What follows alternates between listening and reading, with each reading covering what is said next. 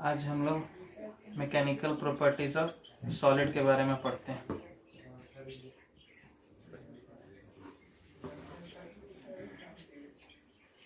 तो सबसे पहला ये सॉलिड है क्या? सॉलिड हम लोग पढ़े कहाँ है? तो क्लास 8 में हम लोग पढ़ते थे कि मैटर 3 स्टेट में पाया जाता है, सॉलिड, लिक्विड और गैस। तो ये पहला स्टेट जो है सॉलिड, उसके बारे में पढ़ते हैं। सॉलिड एक मतलब एक रिजिड बॉडी, इसमें जितना भी मॉलिक्यूल्स रहता है वो एक दूसरे के साथ टाइटली पैक्ड किया जाता है।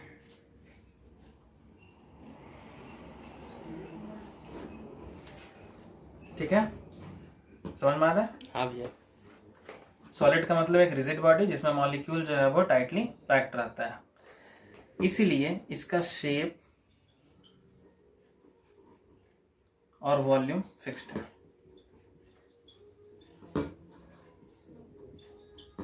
ठीक है, तो अब हम लोग आगे बढ़ने से पहले जानते हैं इलास्टिसिटी क्या है। इस चैप्टर का सबसे पहला टॉपिक हो गया इलास्टिसिटी।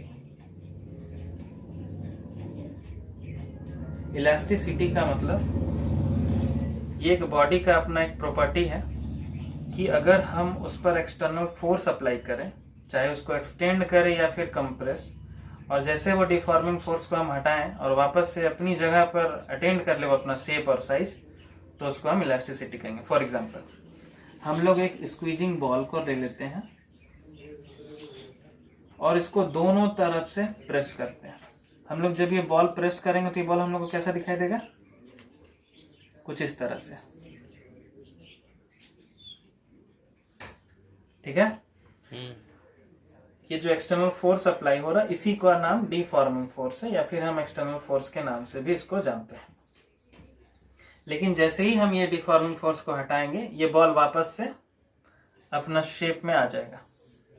ठीक है, अब हम लोग एक एग्जांपल लेते हैं, एक रबर बैंड का और एक स्प्रिंग का। तो पहले एक स्प्रिंग का लेते हैं। अगर एक स्प्रिंग को with in the elastic limit, मतलब इतना खींचे कि इसका बस शेप थोड़ा सा चेंज हो, इतना नहीं खींच देना कि ये टूट जाए। समझ में आ रहा है मेरा बात? हाँ भैया।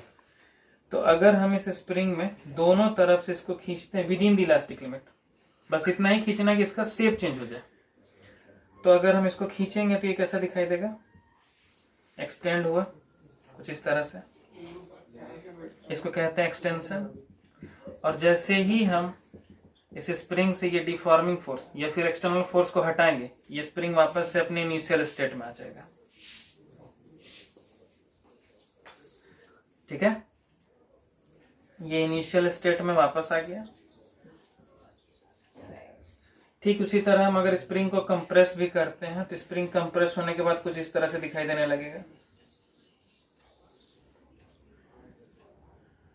लेकिन जैसे हम ये एक्सटर्नल फोर्स को हटाएंगे तो स्प्रिंग वापस से अपने ओरिजिनल शेप में आ जाएगा। तो ये सारे डायग्राम से तुम लोग को ये तो क्लियर हो गया कि इलास्टिसिटी एक बॉडी का प्रॉपर्टी है जिसमें हम एक्सटर्नल फोर्स अप्लाई करते हैं, और अप्लाई करने से उसका शेप जो है वो चेंज हो जाता है, और जैसे ही हम एक्सटर्नल फोर्स को हटाते हैं तो वो वापस से अपनी जगह पर अटेंड कर लेता है अपना शेप। तो तुम लोग डिफिनेशन में लिखना कि the property of the body by virtue of which it regain its original shape and size when the external force is removed। अब हम लोग ना स्ट्रेस के बारे में जानते हैं। स्ट्रेस जो है वो बेसिकली एक प्रेशर है। तो हम लोग 9th क्लास में पढ़े थे ना कि प्रेशर का फॉर्मूला क्या होता है? Force per unit area. पढ़े थे 9th में? हाँ भैया। तो स्ट्रेस एक नॉर्मली एक प्रेशर है जो पूरे एरिया पर एक्ट करता है। अच्छा, इसका यूनिट क्या होना चाहिए? फोर्स का यूनिट क्या होता है? न्यूटन पर मीटर। मीटर। और एरिया की unit? Meter square. Meter square. तो इसको हम लोग क्या लिखेंगे? न्यूटन पर मीटर स्क्वायर। और इसका दूसरा नाम जो है वो है पास्कल। ठीक है, स्ट्रेस जो है वो 3 तरह का होता है। सबसे पहला लॉन्गिट्यूडनल स्ट्रेस। ठीक है, दूसरा जो है वो है वॉल्यूमेट्रिक,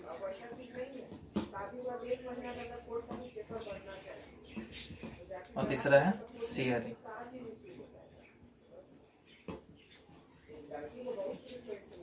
ठीक है। ठीक है भैया। तो स्ट्रेस क्या है? एक प्रेशर के जैसा है जो किसी पर्टिकुलर एरिया पर फोर्स एक्ट करता है। इसका SI यूनिट क्या हो जाएगा? न्यूटन पर मीटर स्क्वायर या फिर पास्कल। अब इसको समझते हैं हम लोग। मान लेते हैं एक किसी सरफेस से एक रॉड में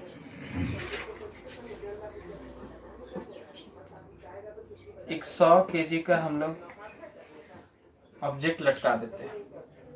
मान लेते हैं कि ये जो रॉड है वो 100 सेंटीमीटर का था। तो जैसे हम लोग 100 kg का यहाँ पर एक ऑब्जेक्ट को लटकाते हैं तो इसका जो लेंथ है वो हम लोग अपना विजिबल आई से तो नहीं देख सकते हैं। हम लोग अपने विजिबल आई से तो नहीं देख सकते हैं। अगर इसका जब लेंथ हम लोग मेजर करेंगे तो लेंथ पहले से थोड़ा सा चेंज हो जाएगा। ठीक है। मान लो हम लोग इसमें एक और 100 kg का ऑब्जेक्ट लटका दिए और ऐसे करते करते अगर हम ऑब्जेक्ट इसमें लटकाते जाएंगे तो इसका लेंथ जो है वो पहले से इंक्रीज करते जाएगा। अब हो सकता है जब हम लोग इसको मेजर करें तो कितना हो? 100.1 सेंटीमीटर। ऐसे कंटिन्यूसली जब हम लोग यहाँ पर ऑब्जेक्ट लटकाते चले जाएंगे तो ये जो रॉड है वो एक स्प्रिंग के जैसा हल्का सा एक्सटेंड हो जाएगा और इसका लेंथ जो है वो परमानेंटली चेंज हो जाएगा। ठीक है। ठीक है भैया। तो हम लोग जितना फोर्स अप्लाई करेंगे उतना लेंथ जो है वो चेंज होते चला जाएगा। अब हम लोग स्ट्रेन के बारे में पढ़ते हैं। ये स्ट्रेन होता क्या? अगर हम लोग किसी पर्टिकुलर एरिया पर अगर फोर्स एक्सर्ट कर रहे हैं तो उसका लेंथ जो है वो चेंज करेगा। ठीक है। तो स्ट्रेन का मतलब होता है change in length upon original length, या फिर हम इसको ये भी कह सकते हैं कि चेंज इन कॉन्फ़िगरेशन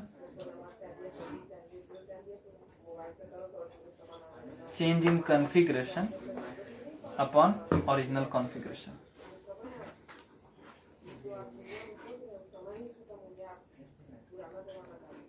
अब इसको समझते हैं। स्ट्रेन क्या है?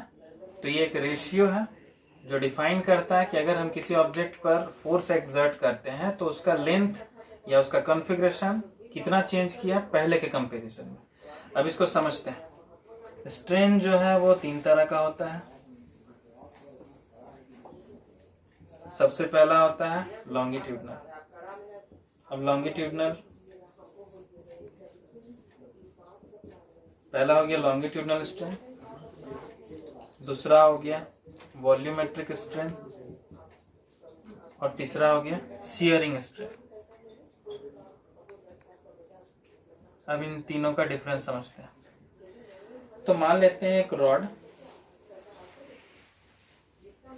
जिसका लेंथ L था। अब हम इस पर डिफॉर्मिंग फोर्स लगे, मानते हैं इसको दोनों तरफ से खींच रहे हैं। तो जब हम इसको दोनों तरफ से खींच रहे हैं विथ ग्रेटर फोर्स तो इसका लेंथ पहले से क्या होगा? थोड़ा सा चेंज हो जाएगा। पहले लेंथ L था, अब कितना हो गया? Delta L। ये डेल्टा L क्या रिप्रेजेंट करेगा? Change in length.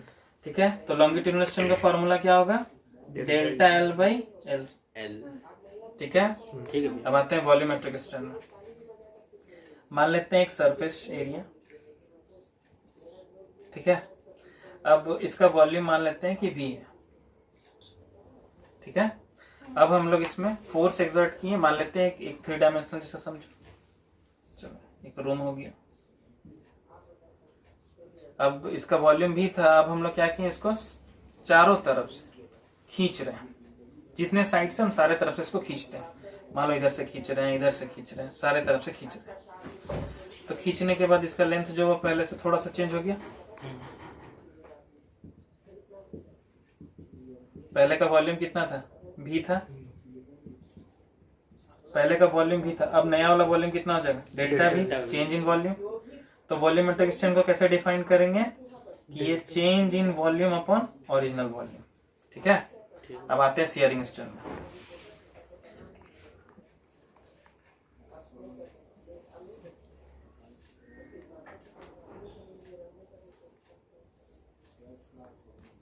मान लेते हैं एक ऑब्जेक्ट है हम लोग यहाँ पर टेंजेंशियली स्ट्रेस एक्ट करते हैं।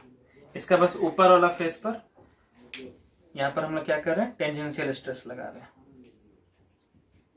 तो जैसे हम लोग ये टेंजेंशियल स्ट्रेस लगाएंगे तो ये हम लोग को कुछ ऐसा दिखाई देगा। इसका जो शेप है वो चेंज हो करके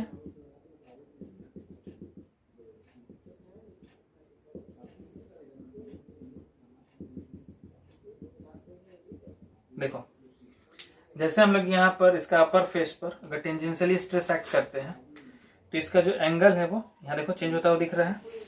हाँ भैया। और ये जो चेंज इन एंगल से क्या से दिखाएंगे, थीटा से। और ये थीटा ही क्या है, शियरिंग स्ट्रेन। ठीक है, यहाँ तक किसी को दिक्कत नहीं भैया। अब हम लोग ना यहाँ तक तो स्ट्रेन के बारे में पढ़ लिए थे, अब हुक्स लॉ पढ़ते हैं। हुक्स लॉ में हम लोग को क्या पढ़ना है, हुक्स ये बताए ना कि अगर हम किसी चीज को जितना खींचते हैं, जितना उस पर स्ट्रेस एक्ट करते हैं, उतना उसका स्ट्रेन जो है वो चेंज होते जाएगा। ठीक है, जैसे मान लेते हैं कि एक रबड़ है, हम उसको जितना खींचते जा रहे हैं, खींचते जा रहे हैं, खींचते जा रहे हैं, उसका कॉन्फ़िगरेशन जो है वो चेंज हो रहा है। ठीक है, ठीक है भैया। मतलब स्ट्रेस जो है वो डायरेक्टली प्रोपोर्शनल होता है स्ट्रेन का। और इस प्रोपोर्शनैलिटी को हटाएंगे तो वहां पर हम लोग ई का वर्ड यूज करेंगे। ये ई है क्या, ये ई जो है उसको हम लोग कहते हैं इलास्टिसिटी ऑफ मॉडुलस। क्या कहते हैं, इलास्टिसिटी ऑफ मॉडुलस। ठीक है, एकदम ध्यान से समझना कि हम जितना भी स्ट्रेस एक्ट करेंगे किसी भी ऑब्जेक्ट पर, उतना उसका कॉन्फ़िगरेशन चेंज होगा। Stress is directly proportional to strain, और इस प्रोपोर्शनैलिटी को हटाएंगे तो वहां क्या आएगा, ई को क्या कहते हैं, इलास्टिसिटी ऑफ मॉडुलस। ठीक है, अब ये इलास्टिसिटी ऑफ मॉडुलस जो है वो 4 तरह का है, जिसमें हम लोग को बेसिकली 3 पढ़ना है। सबसे पहला आता है यंग्स मॉडुलस। ठीक है, यंग्स मॉडुलस को गामा से रिप्रेजेंट करते हैं। ठीक है, सेकंड आता है बल्क मॉडुलस। बल्क मॉडुलस को कैपिटल बी या फिर के से रिप्रेजेंट करते हैं। तीसरा आता है रिजिडिटी मॉडुलस। ठीक है, रिजिडिटी मॉडुलस को हम लोग ईटा से रिप्रेजेंट करते हैं।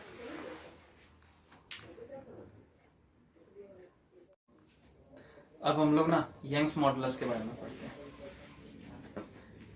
यंग्स मॉडुलस को गामा से रिप्रेजेंट करते हैं। ठीक है, यंग्स मॉडुलस का फॉर्मूला क्या होता है, normal stress upon longitudinal strain.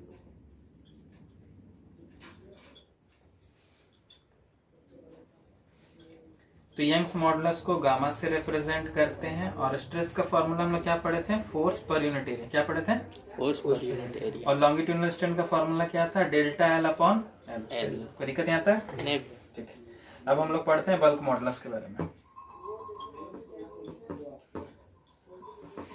Bulk modulus को कैपिटल बी या फिर के से रिप्रेजेंट करते हैं। ठीक है, तो बल्क मॉडुलस का फॉर्मूला हो जाएगा वॉल्यूमेट्रिक स्ट्रेस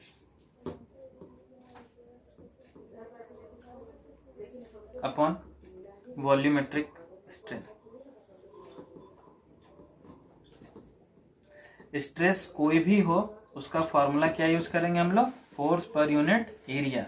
और वॉल्यूमेट्रिक स्ट्रेन का फॉर्मूला क्या होता है, डेल्टा वी अपॉन वी। अब आते हैं रिजिडिटी मॉडुलस में। स्ट्रेस कैसा भी हो, फॉर्मूला क्या याद रखना है, force per unit area. Rigidity modulus इसको क्या चीज से दिखाते हैं, ईटा से, कर्सिव एन जैसा लिखेंगे। ठीक है, इसका फॉर्मूला क्या हो जाएगा, tangential stress upon shearing strain.